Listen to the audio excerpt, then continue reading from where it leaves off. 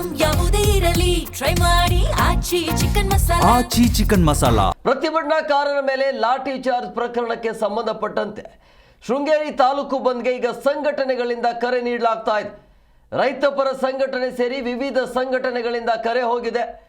ಅರಣ್ಯ ಇಲಾಖೆಯ ವಿರುದ್ಧ ಸಂಘಟನೆಗಳು ಪ್ರತಿಭಟನೆಯನ್ನು ಮಾಡಲಿಕ್ಕೆ ಮುಂದಾಗಿದ್ದಾರೆ. ಇವತ್ತು ಆನೆ ದಾಳಿಗೆ ಮಹಿಳೆ ಮೃತಪಟ್ಟಿರುವಂತಹ ಹಿನ್ನೆಲೆಯಲ್ಲಿ ನಿನ್ನೆ ಹೋರಾಟ ಮಾಡಲಾಗುತ್ತೆ. ಈ ವೇಳೆ ಹೋರಾಟಗಾರರ ಮೇಲೆ ಹಾಕಿ ಲಾಠಿ ಚಾರ್ಜ್ ಮಾಡುತ್ತೆ ಅನಿವಾರ್ಯವಾಗಿ. ಸೊ ಪೊಲೀಸರಿಂದ ಈಗ ಹೋರಾಟಗಾರರ ಮೇಲೆ ಲಾಠಿ ಚಾರ್ಜ್ ಆಗಿರುವಂತಹ ಹಿನ್ನೆಲೆಯಲ್ಲಿ ಅದನ್ನು ಖಂಡಿಸಿ ಇವತ್ತು ದೊಡ್ಡ ಮಟ್ಟದಲ್ಲಿ ಹೋರಾಟ ಮತ್ತೆ ಬಂದ್ ಮಾಡುವಂಥ ಕೆಲಸಕ್ಕೆ ಸಂಘಟನೆಗಳು ಮುಂದಾಗಿವೆ. ಸೊ ಪ್ರತಿಭಟನಾಕಾರರ ಮೇಲೆ ಲಾಠಿ ಚಾರ್ಜ್ ಆಗಿರುವಂಥ ಹಿನ್ನೆಲೆಯಲ್ಲಿ ಶೃಂಗೇರಿ ತಾಲೂಕನ್ನು ಬಂದ್ ಮಾಡಬೇಕು ಅನ್ನುವಂಥ ವಿಚಾರ ಸಂಘಟನೆಗಳಿಂದ ಕರೆ ಹೋಗಿದೆ. ರೈತಪರ ಸಂಘಟನೆಗಳು ಸೇರಿ ವಿವಿಧ ಸಂಘಟನೆಗಳಿಂದ ಈ ಒಂದು ಕರೆ ನೀಡಲಾಗಿದೆ.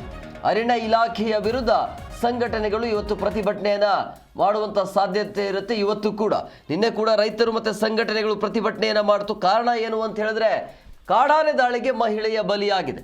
ಕಳೆದ ಸೋಮವಾರ ಈ ಕಾಡಾನೆ ದಾಳಿಯಿಂದಾಗಿ ಬಲಿಯಾಗಿರುತ್ತೆ. ಈಗ ಮತ್ತೊಂದು ಬಲಿಯಾಗಿರೋ ಅಂದರೆ ಒಂದು ವಾರದ ಹಂತದಲ್ಲೇ 2 ಜೀವ ಹೋಗಿದೆ ಅಂತೇಳಿ ಆಕ್ರೋಶದ ಕಟ್ಟೆ ಹೊಡೆದು ಪ್ರತಿಭಟನಾಕಾರರು ತಮ್ಮ ಆಕ್ರೋಶವನ್ನು ವ್ಯಕ್ತಪಡಿಸಿದ್ರು. ಒಂಥರ ಉದ್ವಿಗ್ನ ವಾತಾವರಣ ನಿರ್ಮಾಣ ಆಗಿತ್ತು ಆ ಭಾಗದಲ್ಲಿ. ನೋಡ್ತಾ ಇದ್ರಿ ಯಾವ ರೀತಿಯ ಪ್ರತಿಭಟನೆ ಇತ್ತು. ಇದು ನಿನ್ನೆಯ ದೃಶ್ಯಾವಳಿ.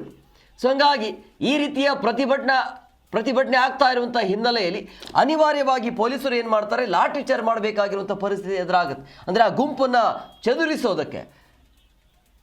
ಸೊ ಹಂಗಾಗಿ ಪ್ರತಿಭಟನಾಕಾರರ ಮೇಲೆ ಹೇಗೆ ನೀವು ಲಾಠಿ ಚಾರ್ಜ್ ಮಾಡಿದ್ರಿ ಅಂತೇಳಿ ಇವತ್ತು ಸಂಘಟನೆಗಳಿಂದ ಶೃಂಗೇರಿ ಬಂದ್ಗೆ ಕರೆ ನೀಡಲಾಗಿದೆ. ಅರಣ್ಯ ಇಲಾಖೆಯ ವಿರುದ್ಧ ಸಂಘಟನೆಗಳಿಂದ ಪ್ರತಿಭಟನೆ ಇವತ್ತು ಕೂಡ ಮುಂದುವರಿಯುತ್ತೆ. ಅದರ ಜೊತೆಗೆ ಬಂದ್ ಕೂಡ ಇರುತ್ತೆ. ಜನ ಬೇಸತ್ತು ಹೋಗಿದ್ದಾರೆ.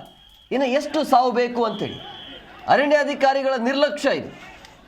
ಪದೇ ಪದೇ ಆ ಭಾಗದಲ್ಲಿ ಈ ರೀತಿ ಸಾವು ಆಗ್ತಾನೆ ಇದೆ. 9 ಸಾವಾಗಿದೆ ಅದೇ ಭಾಗದಲ್ಲಿ. 9 ಜನ ಮೃತವನ್ನು ಪಟ್ಟಿದ್ದಾರೆ. ಇದು ಕಾಡಾನೆ ದಾಳಿಯಿಂದಾಗಿ ಜನ ಮನೆಯಿಂದ ಆಚೆ ಬರೋದೇ ಒಂಥರ ಭಯ ಆಗ್ತಾ ಇದೆ. ಅಂದರೆ ಭಯದಲ್ಲೇ ಬದುಕುವಂಥ ಪರಿಸ್ಥಿತಿ ನಿರ್ಮಾಣ ಆಗ್ತಾ ಇದೆ ಆ ಭಾಗದಲ್ಲಿ. ಈ ರೀತಿ ಸಮಸ್ಯೆ ಆಗ್ತಾ ಇದೆ. ತಮ್ಮ ಹೊಲಗದ್ದೆಗಳಲ್ಲೂ ಕೂಡ ಹೋಗೋಕ್ಕೆ ಆಗ್ತಾ ಇಲ್ಲ. ಈ ರೀತಿಯ ಸಮಸ್ಯೆ ಇರುವಂಥ ಹಿನ್ನೆಲೆಯಲ್ಲಿ ರೊಚ್ಚಿಗೆದ್ದು ಏನು ಮಾಡ್ತಾರೆ, ಅಧಿಕಾರಿಗಳ ವಿರುದ್ಧನೇ ಪ್ರತಿಭಟನೆಯನ್ನು ಮಾಡಲಿಕ್ಕೆ ಮುಂದಾಗ್ತಾರೆ. ನೋಡಿ ಆ ಗಾಡಿ ಹೆಂಗೆ ಅಲುಗಾಡ್ತಾ ಇದೆ ಅಂತೆ. ಪೊಲೀಸ್ ವ್ಯಾನ್ ಅದು. ಜನ ರೊಚ್ಚಿಗೆದ್ದು ಈ ರೀತಿಯಾಗಿ ಪ್ರತಿಭಟನೆ ಮಾಡುವಂಥ ಸಂದರ್ಭದಲ್ಲಿ ಆ ಗುಂಪನ್ನು ಚದುರಿಸೋದಕ್ಕೆ ಪೊಲೀಸರು ಏನು ಮಾಡ್ತಾರೆ, ಲಾಠಿ ಚಾರ್ಜ್ ಮಾಡ್ತಾರೆ.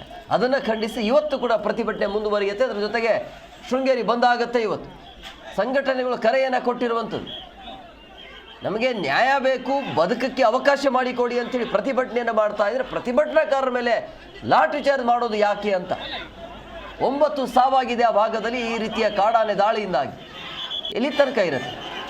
ನೀವೇನು ಪರಿಹಾರ ಕೊಡ್ತೀರಿ, ಮತ್ತೊಂದು ಮಗದೊಂದು, ಅದು ಸೆಕೆಂಡ್ರಿ. ಅದು ಪರಿಹಾರ ಅದು ಶಾಶ್ವತ ಅಲ್ಲ. ಸಮಸ್ಯೆಗೆ ಶಾಶ್ವತವಾಗಿ ಪರಿಹಾರ ಬೇಕಾಗತ್ತೆ. ಸತ್ತಾದ ನಂತರ 20 ಲಕ್ಷ ಕೊಡ್ತೀವಿ, 10 ಲಕ್ಷ ಕೊಡ್ತೀವಿ ಅನ್ನೋದಕ್ಕೆ ಒಂದು ಜೀವಕ್ಕೆ 20 ಲಕ್ಷ ಸಾಕ? ಅದರಷ್ಟೇ ಬೆಲೆನಾ? ಒಂದು ಜೀವಕ್ಕೆ 20 ಲಕ್ಷನ ಬೆಲೆನಾ ಅನ್ನುವಂಥ ಪ್ರಶ್ನೆ ಸಹಜವಾಗಿ ಉಟ್ಕೊಳ್ತಾ ಇದೆ.